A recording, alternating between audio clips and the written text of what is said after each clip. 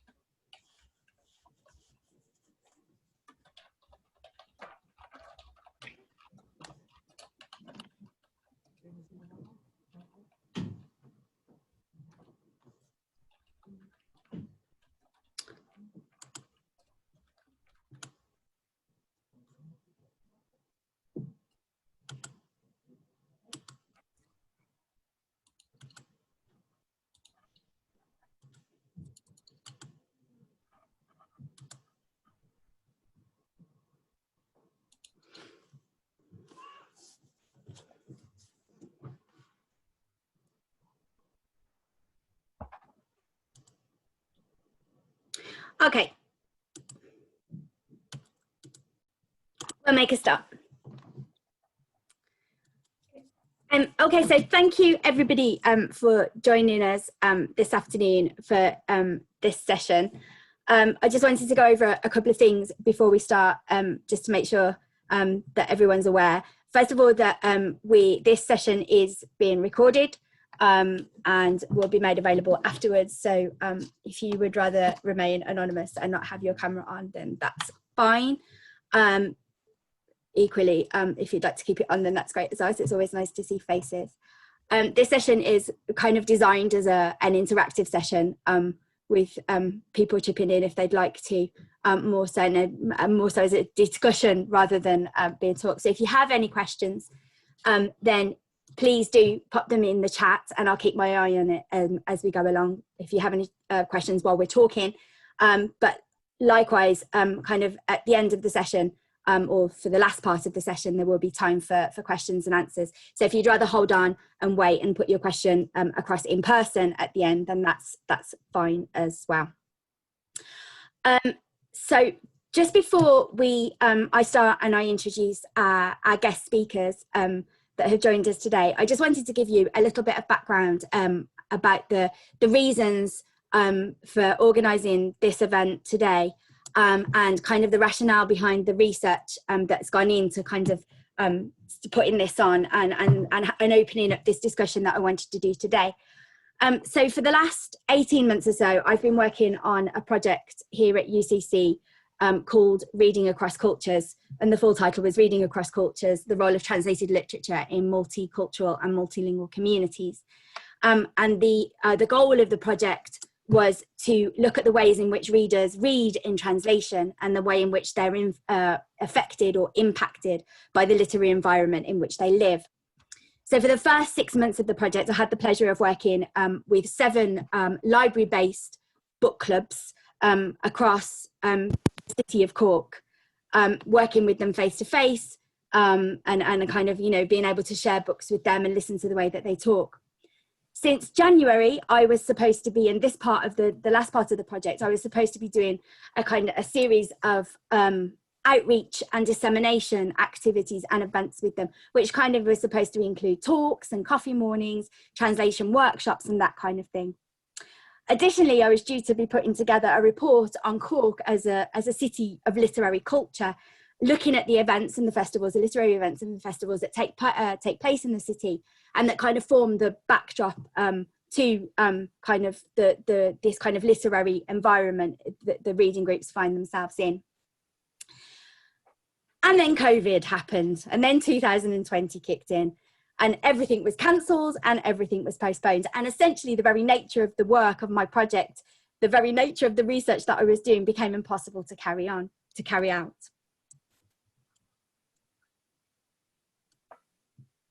But as the world went into lockdown, I noticed that headlines, such as the ones that are appearing on your screen now, started to become really commonplace.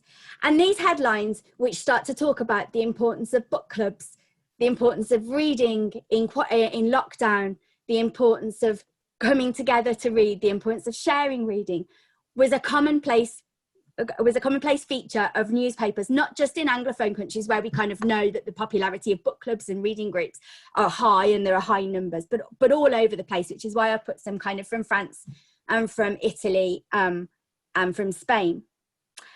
And as I was forced to kind of rethink the direction of my own research, I started to think about how we needed to kind of rethink this idea of communities of readers. We needed to rethink the idea of the book club. So I kind of put together a little a research team with some of the postgrads here at UCC, and we started to look at kind of the changes in people's reading habits and the changes in people's reading experience during the pandemic across 6 national contexts. Now, one of the first things that I decided to do was to carry out a survey to look at how and why the coronavirus had an impact on people's reading habits and how it had changed. So I designed a survey. It was a fairly short survey that kind of did like a comparative view of reading before COVID and reading after COVID, and also the way that people engaged with literary events and literary culture more widely, kind of before and after. But on top of that, I also put into kind of like text box answers where respondees could kind of give a little bit more information about their reading experiences if they wanted to, so they could write and they could share what they chose to. I didn't promote the survey particularly. I sent it to a couple of listservs that I'm on, and I posted in several Facebook book clubs, expecting and hoping to kind of get maybe around 100 responses. Within 2 weeks, 2,000 people had responded to my survey. And it was this, coupled with the detail and the time that people had taken to fill out the questionnaire and share their experiences, that made me realise just how important reading had been to people during the time of COVID, during the pandemic and during lockdown. And I'm kind of sharing on the screen now some of the kind of comments that people had put, and there are many, many comments that I could have chosen, but I kind of wanted to give a kind of an overview of some of the really interesting ones that looked at kind of the emotional responses, that looked about how people kind of adapted to the situation and how the situation made reading really difficult. But what it made me realise was that the idea of communities of reader that had been central to my research before the pandemic was potentially even more important in the current circumstances, and that actually reading was playing a more vital role in people's experiences of the pandemic and of lockdown. And that's kind of where we brought us today, or where we are today, and why I kind of decided to organise this event today. I think that in light of all of this, it's a good time to start opening new lines of research and conversation in relation to reading groups and book clubs, in relation to reading communities, and to the increasingly blurred lines that relate to kind of what is an online and face-to-face reading group or book club. That's kind of those lines that have been blurred during the pandemic, with Zoom book clubs and online book clubs and face-to-face book clubs not kind of all becoming one kind of thing. Additionally, the nature of book clubs and reading communities has changed significantly since the last empirical studies were conducted into kind of book clubs in the early 2000s. And research has tended to focus on how individual groups function, how they work, for example, as communities of practice, or how their sites of identity construction, and how the members talk about books and how they share their interpretations and their negotiations. But what I'd like to do is kind of open that up into a conversation about communities of readers more widely, and kind of communities of book clubs more widely, but looking at it on different levels, looking at it kind of at the levels of kind of the local, the global, the national, and kind of the international. And what I wanted to do was think about how this has been affected by the pandemic and by the restrictions placed not only on the book clubs themselves, but on the kind of the cultural events that should have taken place and that do take place, but in different ways. But also how it's affected the publishing industry as well, and how that's affected everything else that's gone on. So I'm really, really pleased, and I am going to stop talking now and hand over to the guests that I've invited to talk rather than myself. But I'm really pleased to have 3 people with us today who kind of represent different areas within that, and can kind of give a kind of an insight into different parts of that, which will start to open that dialogue and that conversation. And we've got kind of 3 speakers that represent 3 different areas, but they're kind of all linked by this overriding interest into book clubs and reading groups, which I think is fab. So first of all, I'm going to introduce our 3 speakers in no particular order, as they say on all the best competitions. Our first speaker today is Patricia Looney. Patricia is Senior Executive Librarian at Cork City Libraries. Patricia is instrumental in many of the literary and cultural events that take place in the city of Cork, such as Cork World Book Fest, Culture Nights, the One Book, One City initiative, and many, many more. She's based at the City Library. She's in charge of communication and marketing and programs and events, and is kind of the go-to person in Cork for any kind of cultural event, I think. Our second presenter is Rick O'Shea, and probably needs no introduction. Rick is an RTE broadcaster, book pusher and event host, as he describes himself on his website. He's been a radio presenter with RTE since 2001, presenting weekday mornings on RTE Gold since 2017, and currently presents the book show on RTE Radio 1. In recent years, he's conducted public interviews at festivals including Listowel Writers' Week, Kurt Ennis Book Club Festival, the International Literature Festival in Dublin. He's part of the Voting Academy for an Am Post Irish Book Awards, and has been a judge for the Bookseller UK and Ireland Young Adult Book Prize in 2015, the Costa Book Awards in 2018, and was judging chair at the Dalkey Literary Awards in 2020. Rick is also the founder of the Rick O'Shea Book Club on Facebook, which is Ireland's largest book club, and is presenter of the YouTube author interview chat show, Shelf Analysis. All of that, which I hope you'll talk to us about a little bit later on. And I also believe he's turned his hand to creative writing as well, just recently. So I've heard. And our last speaker, but no by means least, is Maddie Rogers. Maddie is a publishing assistant at Peirene Press, an independent publishing house which specialises in translated fiction. Maddie joined Peirene as a publishing assistant in December 2019, having finished an MA in Translation Studies. She is involved in all aspects of Peirene and manages the social media accounts and runs the subscribers book club. She's also the organiser and coordinator of the Borderless book club, which is a book club run in conjunction with a number of other small independent presses, which focuses on reading literature in translation. And I'm not going to say too much about that because I'm hoping that Maddie will tell us all about that a little bit later on. What I'm hoping kind of as discussion we'll do today is kind of have 2 parts.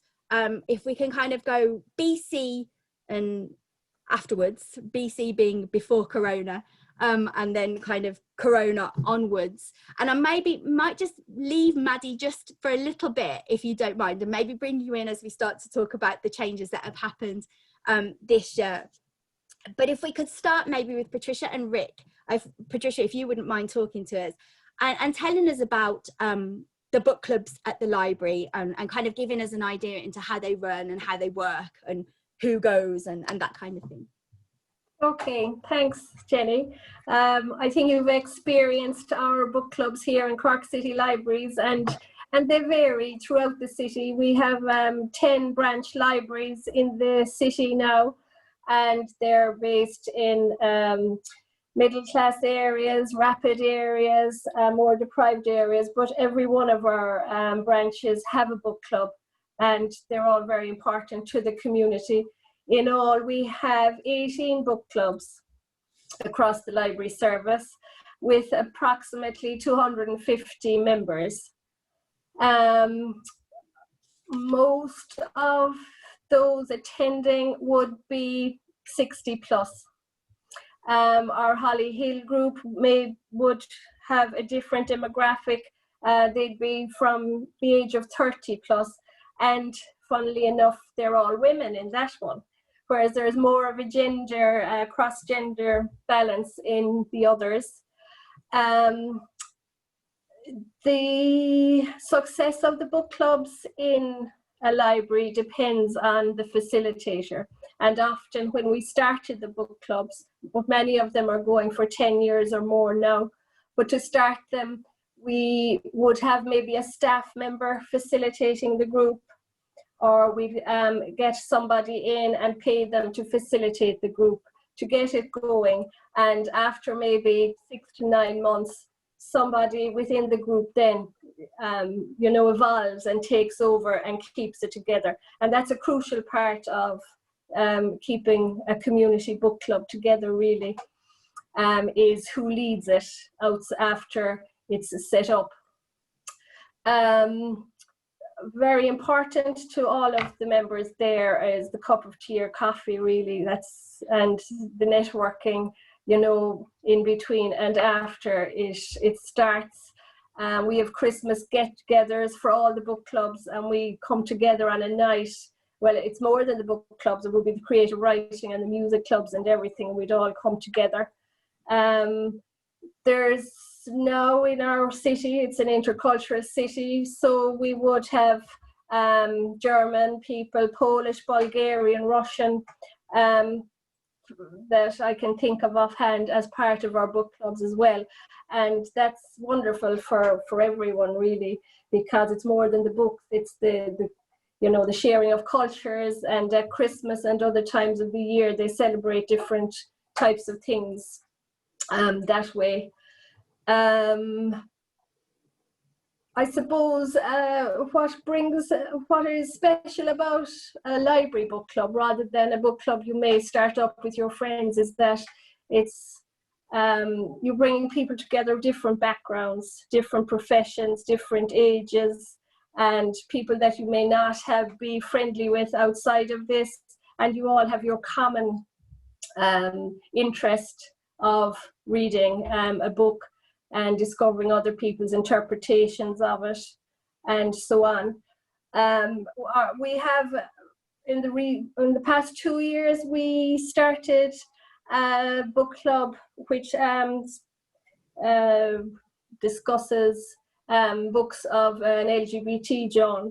It's called the Outlet Book Club. It's something that the Gay Project here in Cork approached me about, and we set that up here. It was facilitated by a local writer first, and it was chosen actually by Sebastian Barry in his role as laureate of fiction. He came to visit it as part of his laureate, where he reached out to marginalised groups. And that was a very special meeting, I have to say. It was one of the best events I've ever been at here in Cork City Library. It had a wonderful audience. He didn't want it advertised, so it was really just the book club. Now, we did have maybe 40 or 50 people, and very strange, I suppose 3/4 of them would have been middle-aged men, which wouldn't be the normal group we'd have for our book clubs. It is going now with 2 years. Our facilitator, Kevin Doyle, who was a writer here in the city, handed it over to one of the group, and he continues it on. Another, I suppose, strange enough book club we have here is the Jane Austen book club. You think, how long can that last? But they are going with 10 years now and discuss books of that period as well. And they take part in our festivals and culture night. They dress up and read. They produced a calendar for the bicentennial, and they invite the public to some of their events. So they're quite an unusual group as well. The impact of COVID, I suppose, is that... Should we just hold on with the impact and come back to that in perfect. A bit later so on? I suppose that is an overview of the book clubs in the library. I suppose sometimes you start a book club, or you start an awful lot of things within the library and reach out to the public, and you wonder sometimes, what effect have they on anyone, or do they really matter? But I must say, I just have this here, which it's a very Irish thing now, but this is a little memoriam card of a lady that died.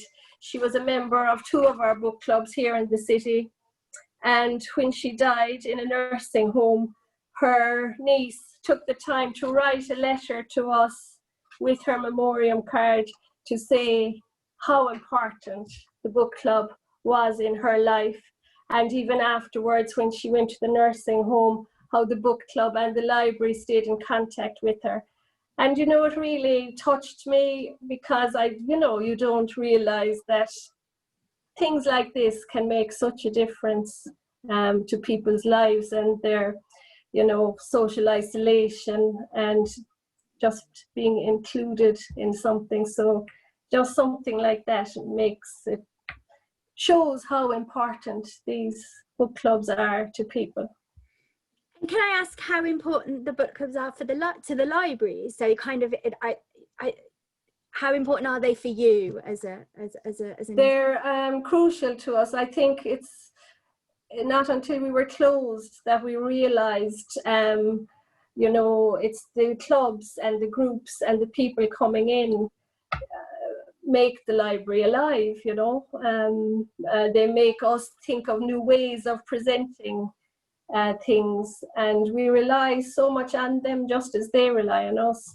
And things like One City, One Book this year, which did go ahead, but we had 6 people at a photo op launch. Usually that's an event for 100, 150 people, many of whom would be our book club readers, to come and get their book and meet the writer. And,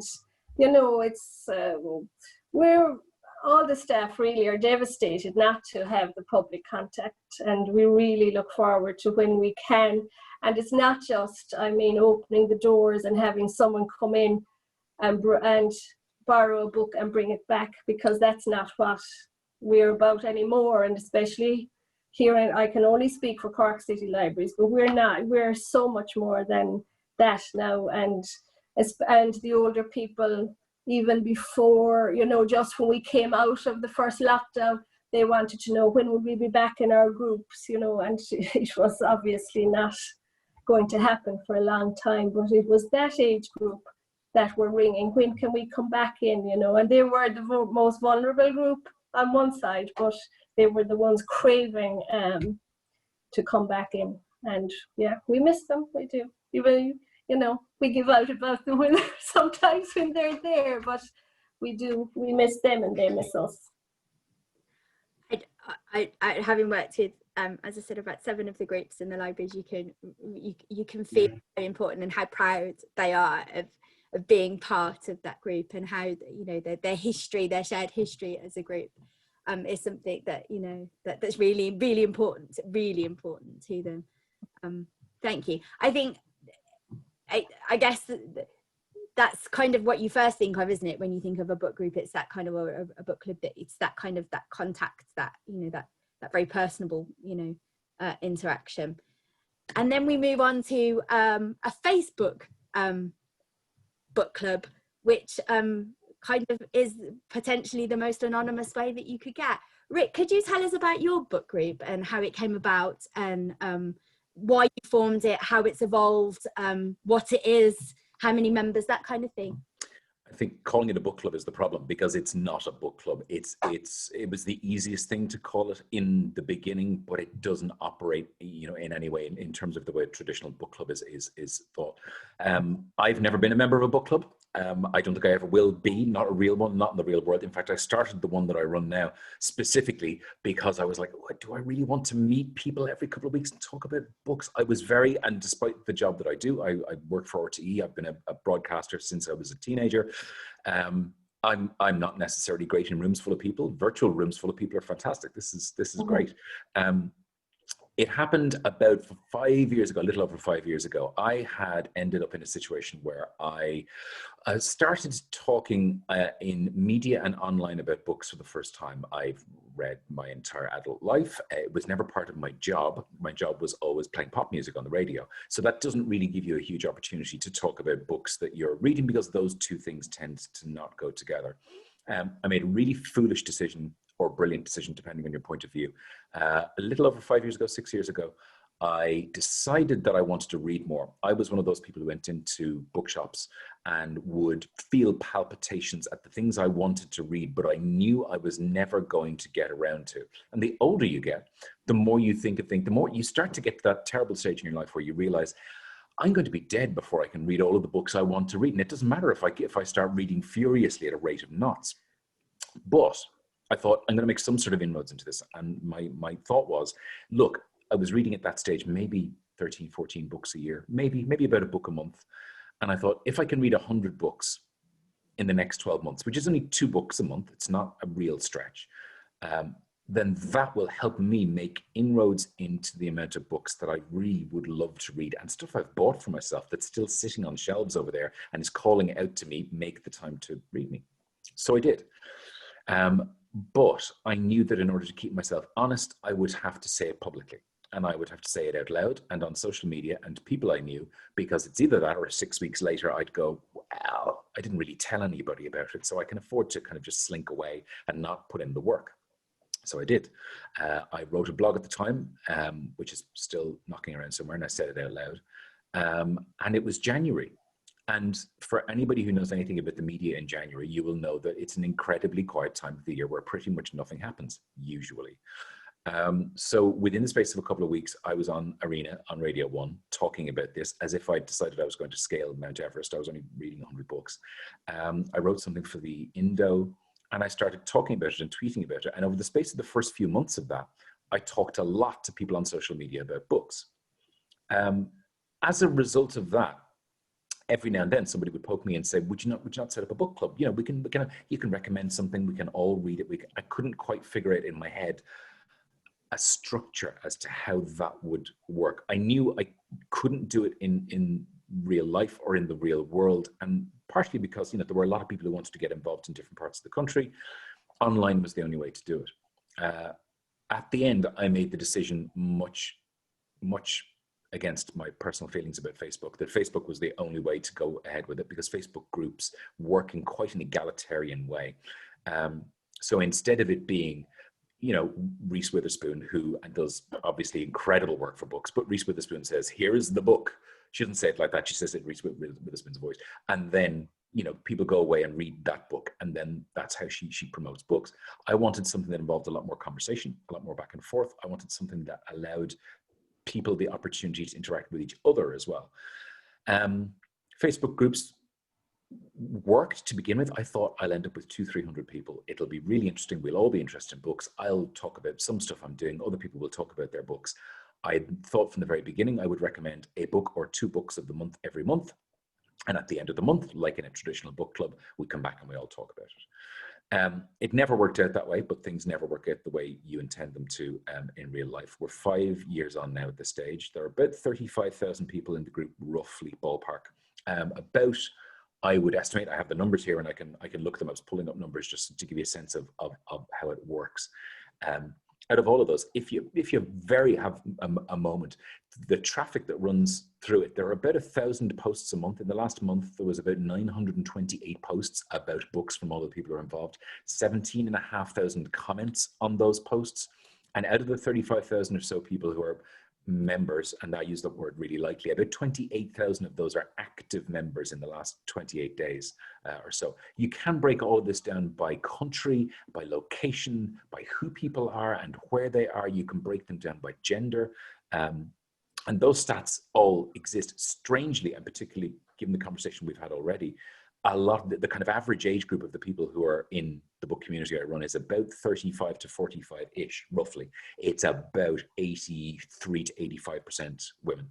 I spent a long time in the very beginning attempting to cudgel men in with a stick and attempted to get them involved and doing everything I could to either incite them or lure them, and it just didn't work. And eventually there came a point where I went, I'm just going to have to leave that one alone. So to this day, there's about 83 or 84% women in the book club. It a long time ago ceased to be about me.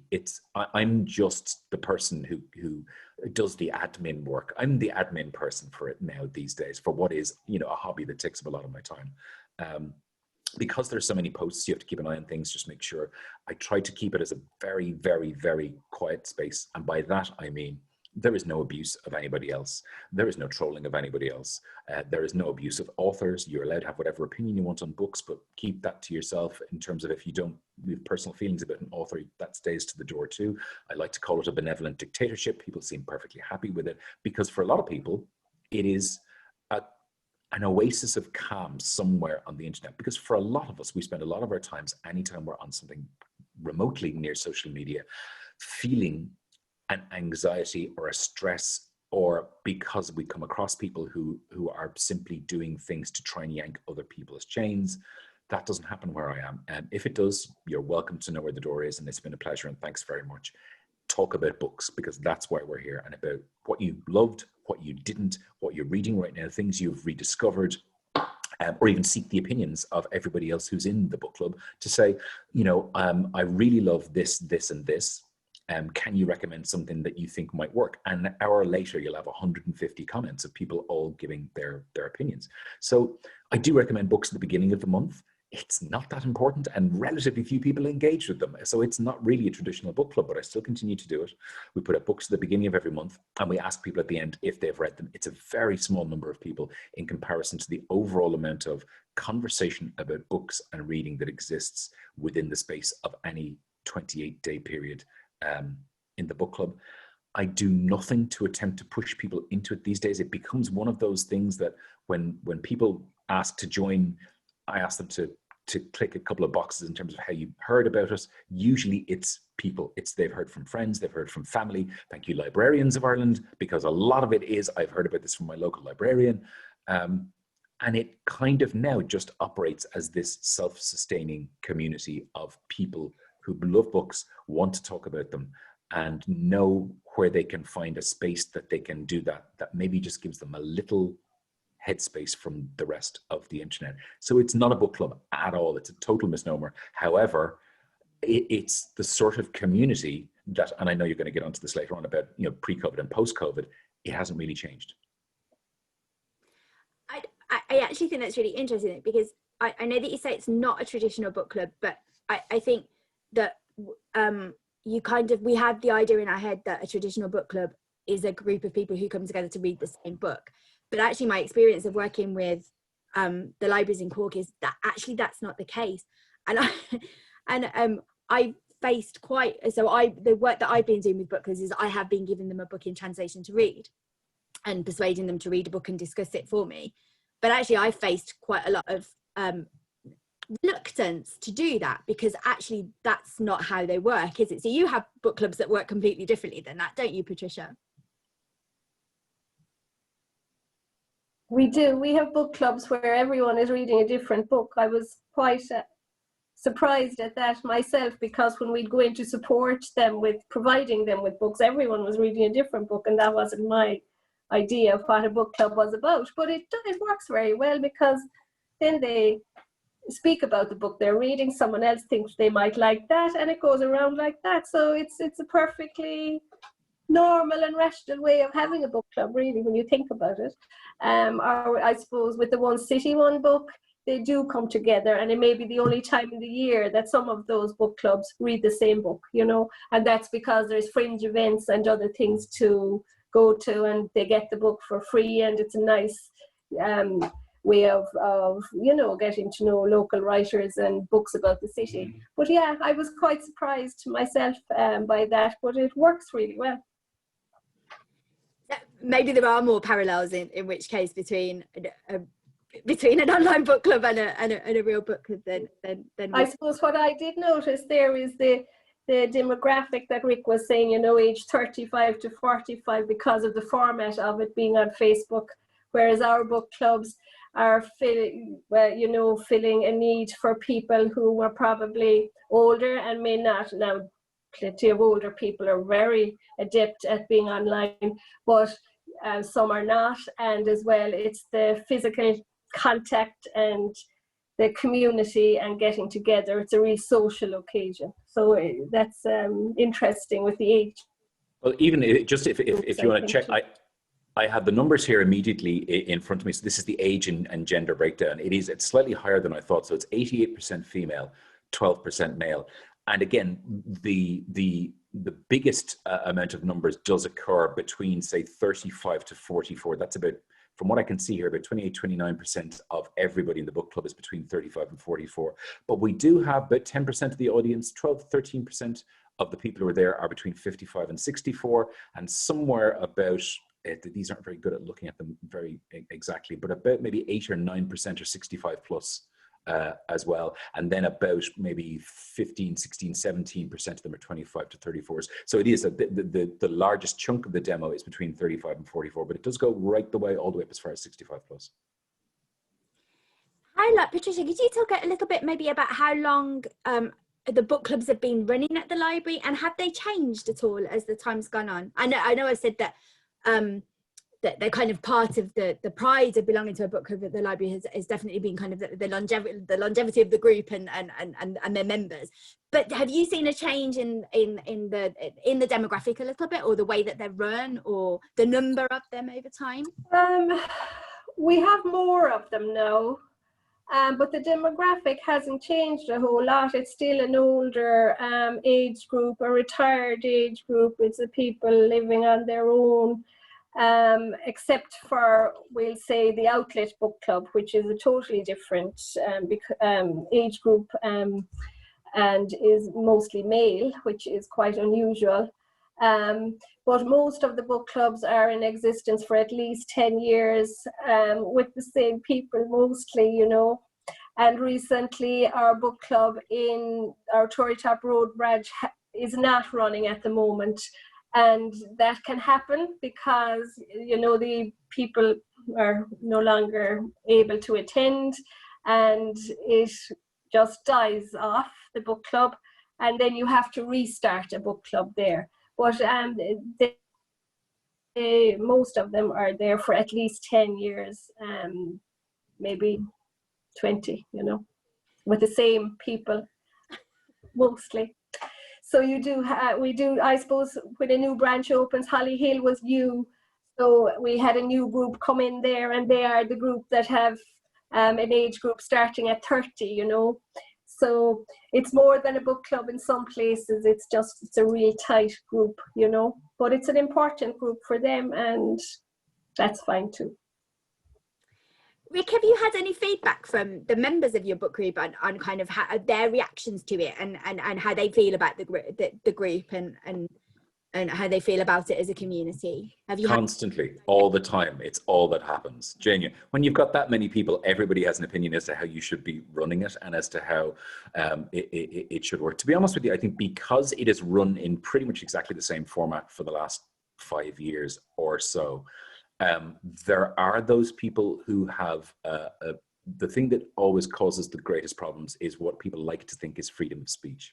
So people like to believe that freedom of speech allows them to say whatever they want about whoever they want at whatever point they want, despite the fact that, like everywhere, I mean, like any social community of people, you all have a set of rules that you adhere to, whether those rules are written down or not. They are written down in something like a Facebook group, and there are just a few of them, and they're quite simple. But the only time there's ever contention, and the only time there's ever negative feedback, I get positive feedback all the time, which is the loveliest thing. You get people talking about how, I mean, in particular, I think the thing I didn't expect to happen in the early days of it was who people were going to be. And a lot of people were people who perhaps didn't have the ability to set up a book club or a book group where they lived, either for reasons of they just didn't have any friends who were really into reading in the same way they were, or for geographical reasons. So people who live somewhere that's quite remote, either in Ireland or outside of Ireland, and they simply don't have that being offered to them in a physical sense. So instead, something like this allows them to feel that sense of community that they're probably not going to find elsewhere in the real world. But in terms of feedback, the only negative stuff is always about me attempting to keep it a sane, calm place where everybody is nice to everybody else. You'd be surprised the number of people who don't necessarily think that's a good thing. Thank you. Let's move on to this year, and let's bring Maddie in, because I think Maddie is great because she kind of bridges this. We'll talk a little bit about the impact, particularly with Patricia, I guess, on the book clubs and people's reading habits, and we'll talk a little bit about kind of maybe some of the cultural events. But let's bring Maddie in here, if she can talk to us about the Borderless book club and how that came about, and how this kind of forms kind of somewhat of a middle ground between the two extremes that we have here. Thanks, Jenny. And Thanks, Rick and Patricia. It's really interesting to hear about other book clubs and how they sort of, I don't know, compared to the experience that we've had with the Borderless book club. So as Jenny said at the start, I'm Maddie. I'm the publishing assistant at Peirene Press. We are a small press based in London, and we publish European, mostly European, but not solely European fiction in translation. And we started the book club very much in response to the pandemic. That's why there's no real before the pandemic for us. This was something that was forged in the fires of the first lockdown, really.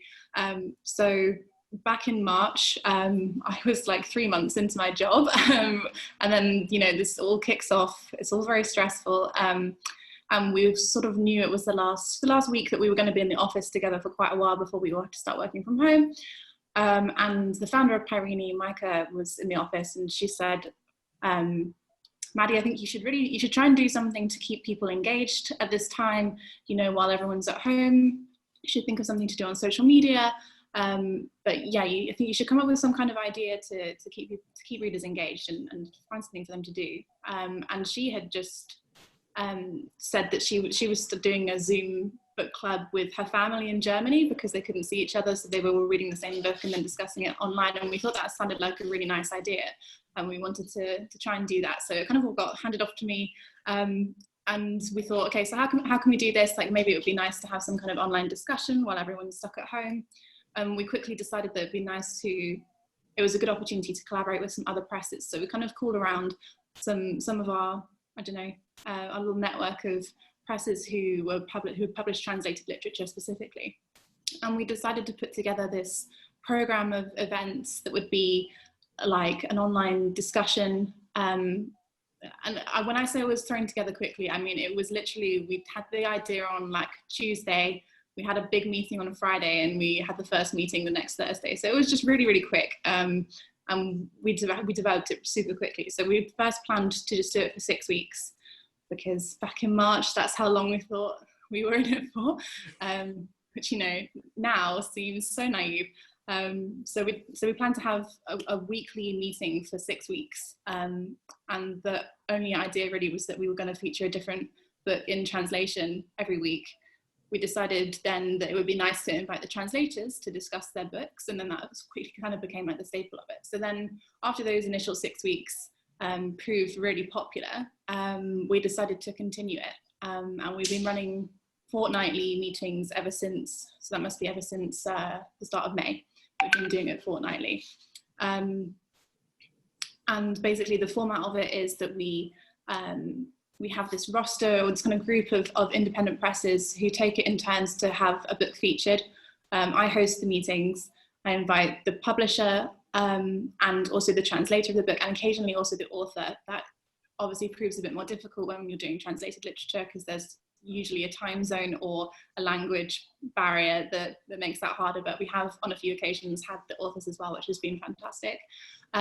So start off with a discussion with them, where readers are invited to ask their questions for translators and authors, and then we use the breakout room function on Zoom to put readers into small groups to discuss the book amongst themselves using questions that we've sent out in advance. And then at the end, everyone comes back together, and people are free to share their thoughts. So in that way, we kind of have, and we just, again, like this sort of happened quite organically. We were just kind of thinking of how we can structure this meeting and what it's going to look like. And it was obviously completely new.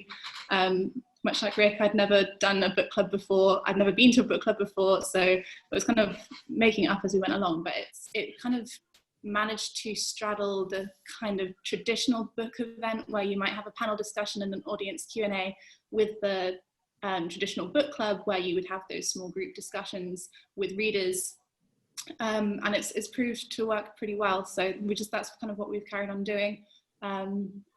And yeah, it's been pretty consistent throughout the kind of course of the pandemic so far. We've still probably have usually around 40 to 70 members coming every time, but it's not always the same people. So that's been really interesting.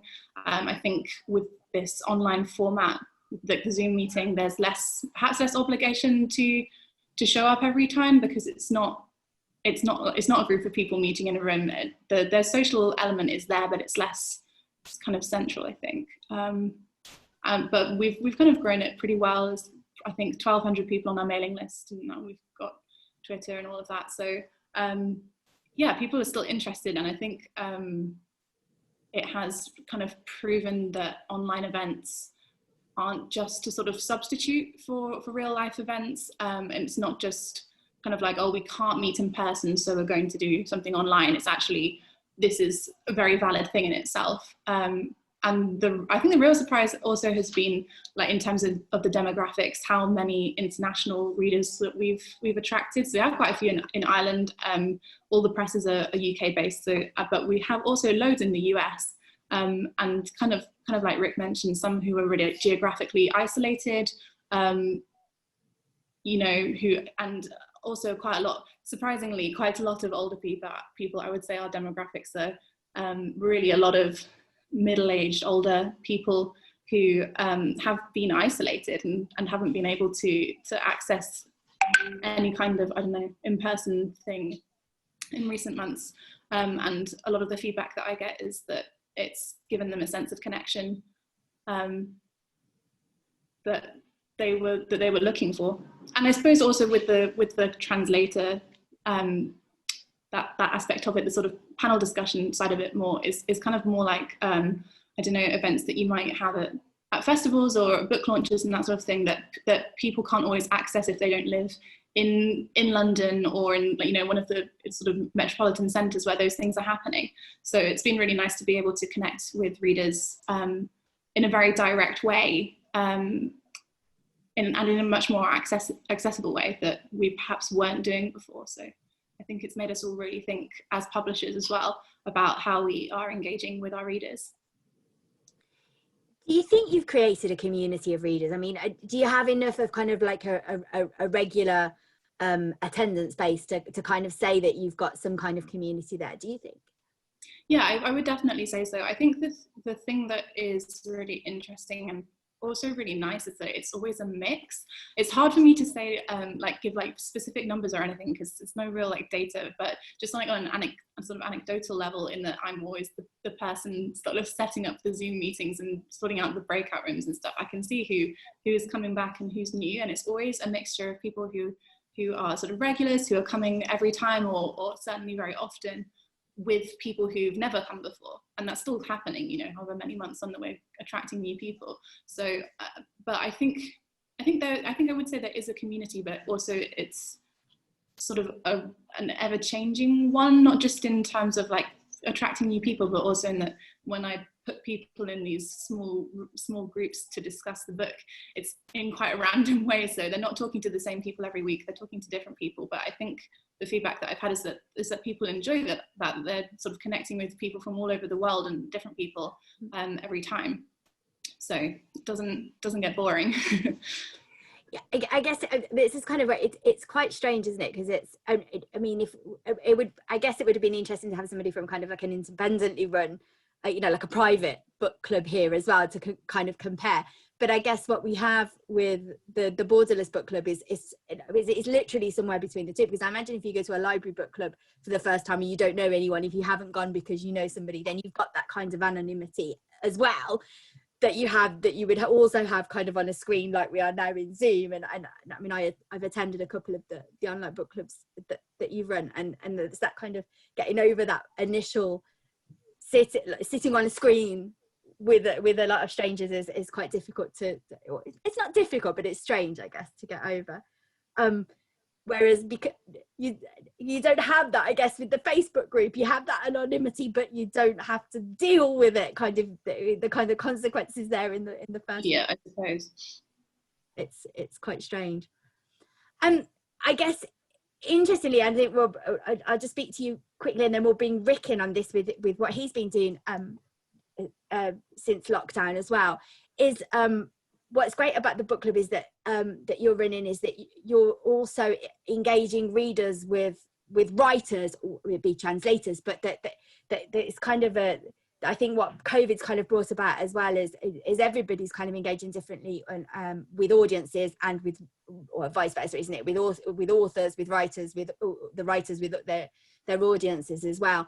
And you very brought them together in a way that's not always done, is it? And in a very intimate way, I guess, as opposed to in a real life situation where there's a stage and a distance between them.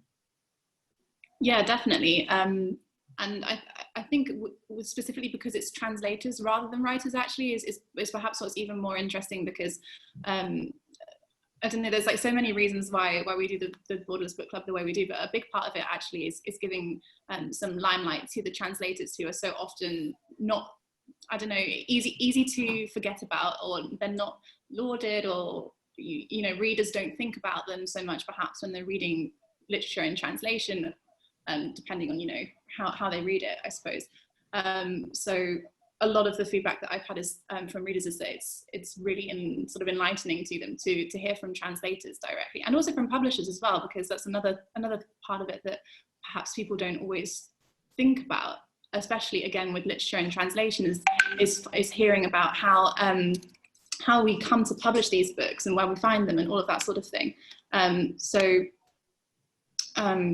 Yeah, it is in a sort of intimate, informal setting where can talk to them quite directly, but it really goes both ways as well, because with translators and the writers that we've had, it's maybe quite a daunting experience for them as well, because they're getting really direct feedback, like super direct, like people who've just read the book and then they say, well, this is what we thought of it, like very much to their faces, which I don't think you would normally get at a book launch or something, but they tend to find it a really positive experience to be able to hear, like in very direct terms, what people thought of it. So yeah, it's a really interesting relationship between the reader and those other sort of players.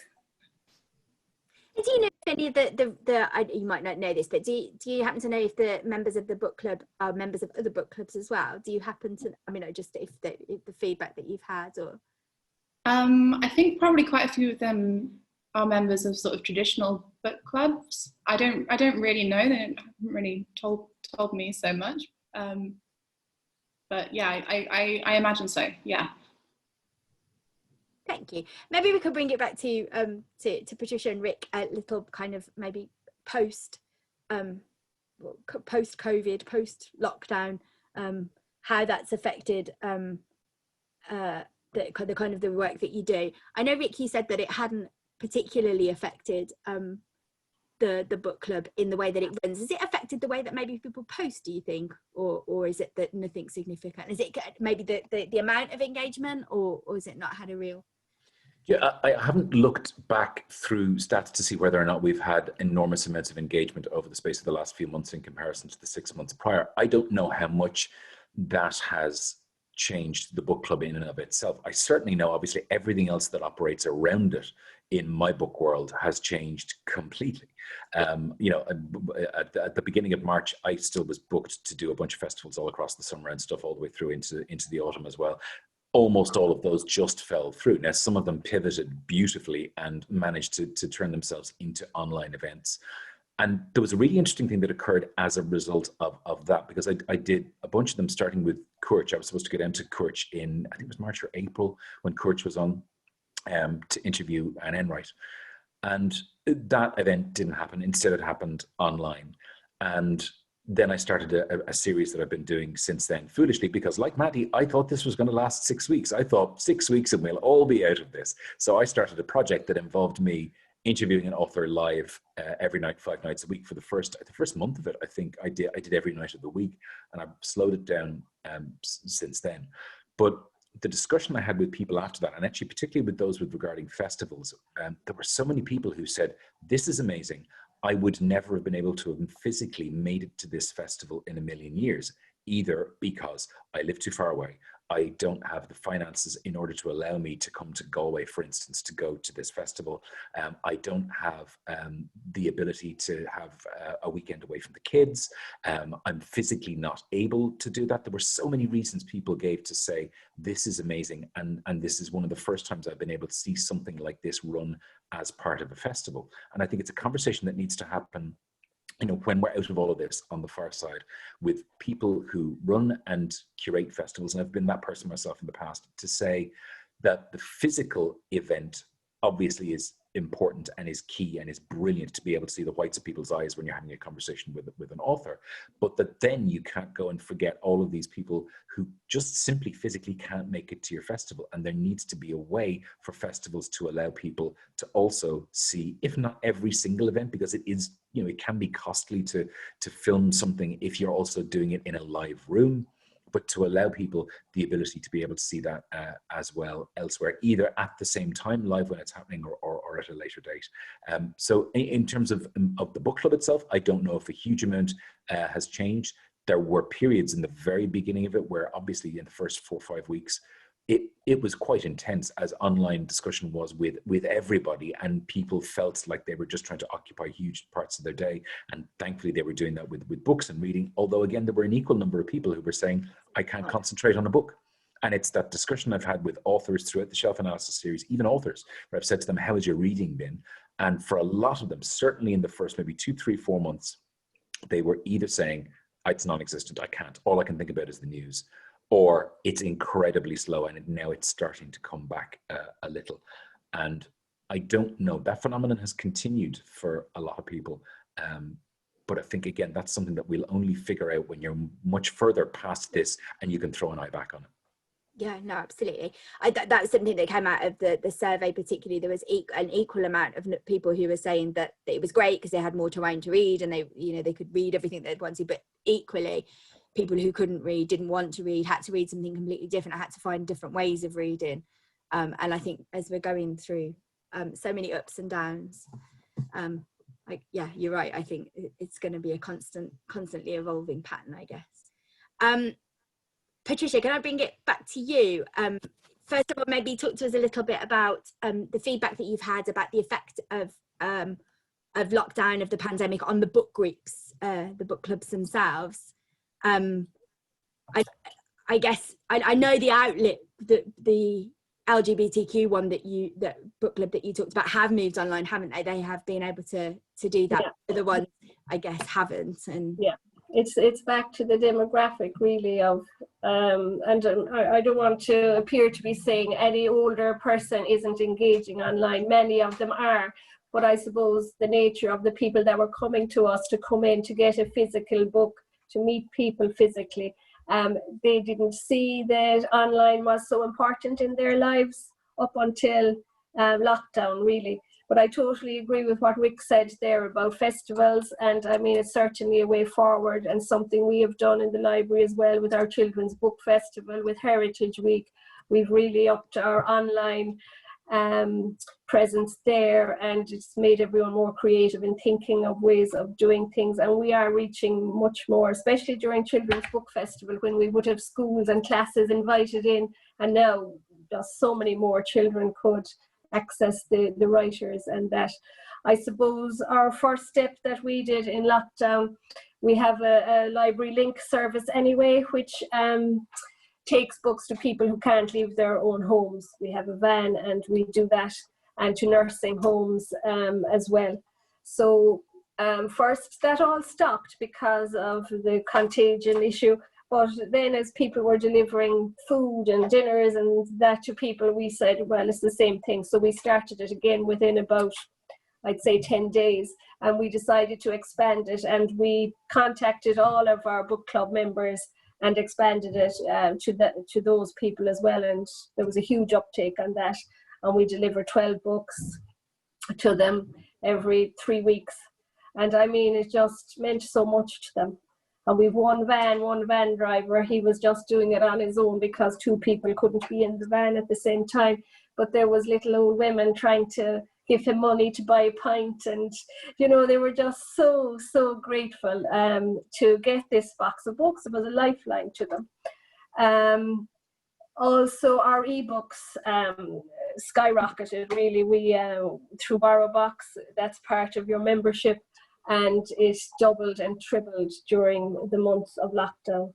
It cost us a lot of money, to be honest, because we had to keep purchasing more, but ebooks and the audio books were the way people were going, our members, and our membership actually increased while we were in lockdown, because people were availing of our free ebook services and our press reader newspaper services and everything. So strangely enough, our memberships increased, for those months between March and June. Once we opened the doors, things were quiet. I think, maybe people preferred ebooks, preferred buying new books. There's that element to a library service. The contact issues. I suppose with One City, One Book, it was an online discussion. It was an online launch. We had Thomas McCarthy launch it and in discussion with the writer. We had a virtual walking tour of the city, which would otherwise have been 2 or 3 walking tours, which we tried to organise, but each time guidelines prohibited that. So, I mean, these are all fabulous and we're delighted, and these are something we will develop and keep doing, but we still weren't reaching an awful lot of our book club members, So we are in a program now where we are buying laptops and tablets with the view to one-to-one tutoring for older people and people in our housebound service. But again, that can only happen once this is over, so we're sort of a bit behind in that. But at least, I think some of that demographic have realized that the technologies are important to them as well, and they've realized that during this time. Do you think you take some of the elements that kind of the online stuff that you've been doing, do you think you will carry on with that when please, when? Oh, absolutely. Yeah, it's hugely important, really. We have wonderful exhibitions that are usually just, stationary in our branches, where now a staff member does a virtual tour with them, and that's online. We have musical events online, just everything you can think of, really. We've gone online with at this stage, and that certainly will continue, because it's not replacing, but it's reaching more people. But there certainly is, libraries are community hubs, really, and places for people to meet and get together and be inclusive and fight social isolation and for well-being. We have huge part to play there. Cork City Libraries are amazing. Yeah. Maddie, do you think your book club would have worked had it not been for lockdown? I wonder. I don't think my book club would have ever existed if it hadn't been for lockdown. I don't think it would have ever have occurred to us to do something like this. Certainly not on the scale that we've done it. No, I mean, as I say, I'd only been working at Peirene for 3 months when we started this.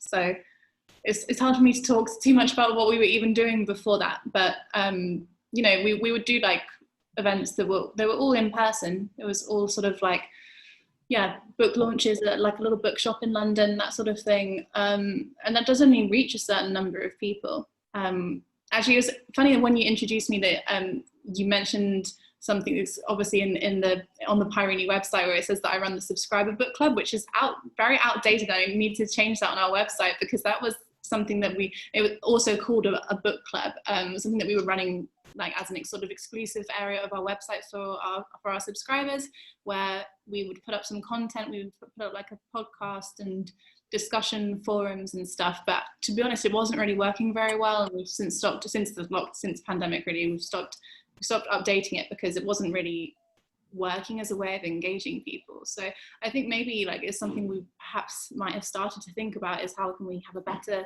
online presence, not just in terms of social media, but in terms of actually like doing online events or creating online content. But I honestly don't think we would have ever come up with something like this without the necessity of it. And it's really made us realize that it's a totally unique way of reaching people that you can't do in person. And obviously there are so many elements of it that, that we lack because it is online. You know, you don't have that sort of social thing of just chatting afterwards. You know, it's sort of like we end the Zoom meeting and then that's gone. There's no like having a cup of tea or a glass of wine together. So yeah, obviously there are some things that will always be missing from it, but in another way, there are so many things that you can't get without doing it this way. So yeah, I don't know. I don't think we'd have ever done it without the lockdown. But I really hope it will prove itself to have legs beyond the pandemic and actually be, you know, a really totally like valid and worthwhile way of running things, even without the sort of necessity that sparked it in the first place. I think what surprised me most about the Borderless book club is that the frequency has been maintained, and that because to get people to read a book every 2 weeks is no mean feat either, really, and to keep the membership running, or the amount of attendees running.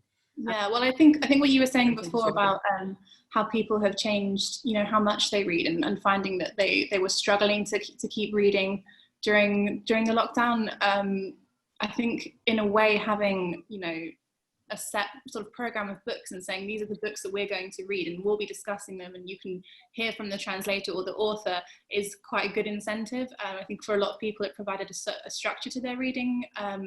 Well, just a structure generally actually is like what so many people said to me, and you know, in a time when now suddenly we've lost all our routine, to have this happening at a certain time every 2 weeks and to have like something to do, sort of to like a little goal for yourself, you know, this is the book that we're reading, so I'm going to read it in time to make this discussion, was really helpful for people. I mean, it was certainly for me. I mean, I thought at the start of the pandemic I was going to be catching up on all the books that I ever wanted to read, and it did not happen. So it's genuinely been good for my reading. So I can say from personal experience, no, it's provided like a good reading structure for people.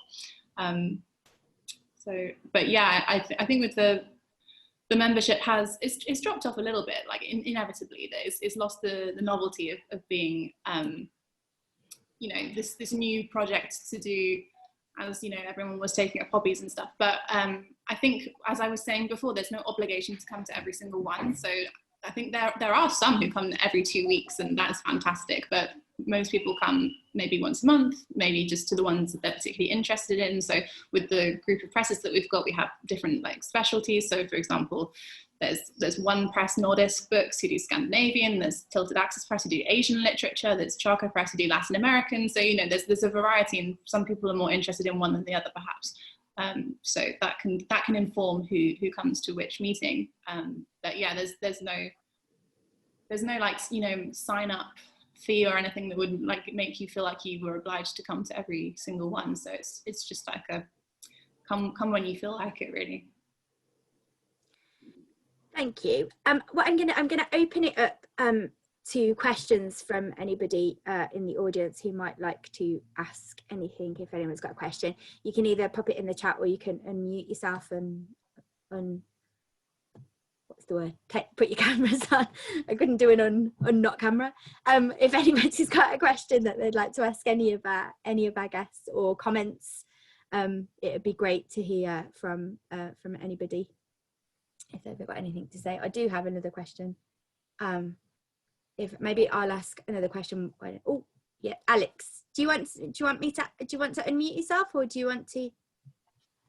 Hello.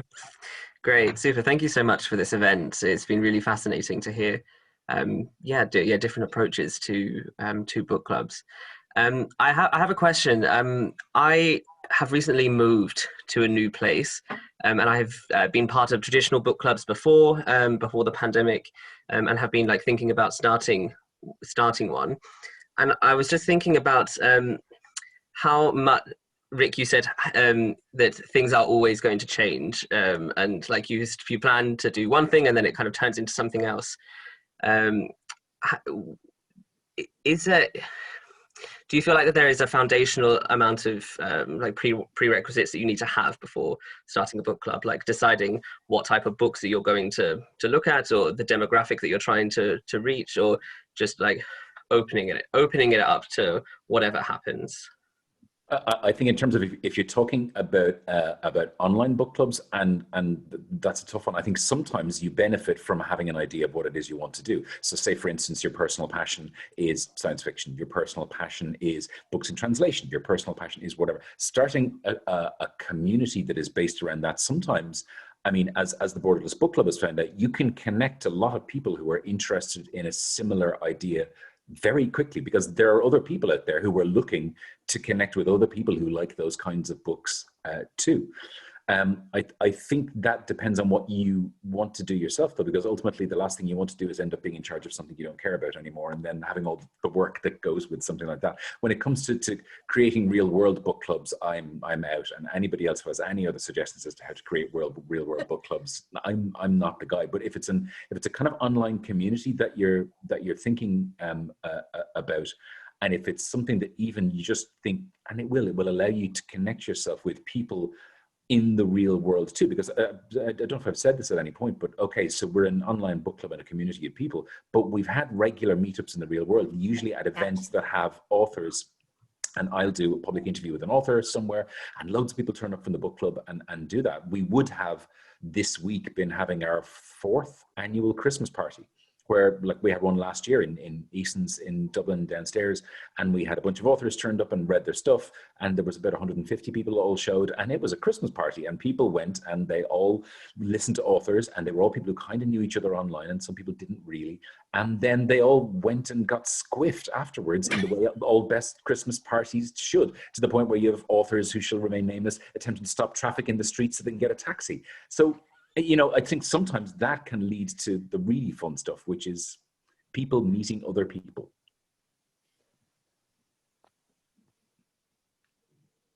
Does that answer your question? Yes, it does. Super. Thanks very much. Thank you. Is there any more questions? Is there anybody else have any other questions? Sure. Hi, Sean. Thank you. No, I just, even it's more of even a comment there to Alex as well, sort of thing. I started a book club, I guess, about 10 years ago now, sort of thing. In coming to Ireland, I found that there was lots of women's book clubs, and they were pretty much women exclusively. And so there was that challenge from a gender standpoint. And so I ended up starting one with somebody I met. And, you know, within a month or two, you know, we'd all invited somebody else, and they told 2 friends. And then it became a question of how large she let it get. And we actually constrained it to 9 people, which is 1 too many. But it's grown over that 10 years, and it's amazing how it takes on its sort of an organic thing. The original intent that we had in coming together and doing it was just, you know, 2 guys, myself and somebody else, saying, we've never finished Ulysses. Why don't we take that on as a project, and we'll do that. And of course, we never really finished that as part of the book club, and decided to do another book in addition to that every month. And then it became alternating fiction and nonfiction, because it was going too much nonfiction, and we wanted to do this. And I know we've had some input from authors at different points in time when we've happened to have read a book. But this is coming back to some degree to the COVID thing, because we obviously went right online as well, and we do the Zoom meetings. The importance of that Christmas meeting is absolutely crucial. So, I mean, Rick, I totally get it. And we just got our electronic ballots, because we do a Eurovision style thing at the end of the year. After we've rated all the books every month, we come back at the end of the year and then re-rate them, and everybody gives, you know, 12 points, 10 points, all the way down. But the fact that it brings us together at Christmas, that's always kind of been the Christmas kickoff thing for us. And lacking that, that'll be one of the biggest things. And for an academic that's delivering things via remotely for the past, you know, 6 months, the last thing I want to do is go and get on, you know, Zoom again. And that's been a real challenge from the book club thing, because it wasn't entirely what it's all about. There's so much more to it. But I think, you know, the idea of telling 2 friends and kind of letting it take its own, you know, path is important. And we even wondered, and I'm going on too long, I realized that the nature of the gendered aspect was a real important one to us, and we didn't deliberately not try to have women in it by any stretch, but at least half of the current members would all have wives that are in book clubs, which we kind of were, you know, implicitly not invited to. And we wondered on when we invited the last applicant to the club, you know, it's like, is there a reason we've kept this, you know, a single gender and that? And it wasn't intentional, it just sort of evolved, which was a very interesting one. But you know, it kind of let it take its life from that standpoint and definitely do it. But I think it'd be a lot harder during this time. Absolutely. Can I ask, has the dynamic of your group changed as it moved on to Zoom? Did it change the way that you interacted with each other? It does. I mean, I think the biggest thing I found with it, and I mean, is the fact that you suddenly have more of a regimen imposed because of the online thing. And even this, I was like, oh, I'm putting up my hand. So some people don't have a problem interrupting other people. Whereas if you can't tell by the funny accent, I'm Canadian. And of course, we're inevitably polite. And so I don't tend to interrupt. But everybody also doesn't have a sense of what the other person's seeing on the screen. And so we don't know even the ordering of people around it. So we often have a rotating chair. And so then it became, why don't we, I'll go from the way I see it and go around and let everybody express a comment. And one of the interesting things that developed on that was the first person gave their, you know, short little review and remarks to it. We moved on to the second person. And as the second person's talking, that first person that gave a review now has license to jump in. Whereas you can end up being, you know, the ninth person on the totem pole from this standpoint, sitting, biting your tongue, not feeling that you can jump in, which is especially hard if it's a book that you've recommended, you know, and it's getting trashed universally across the board, you know, when you sit and do it. But the regimen that's imposed by Zoom causes some real interesting, it's a different social experience. And that's why we miss it. Now, in fairness, just to say, we meet in a pub once a month. That would be our normal regimen. You know, we hopefully get a snug and we're all very good and happy there, and we go around, and the chit chat's the important part of it as well. And I mean, there's a before, there's an after, and losing those is really tough, you know, so it's the regimen. That's really interesting. Thank you. And does anybody else have any questions or comments?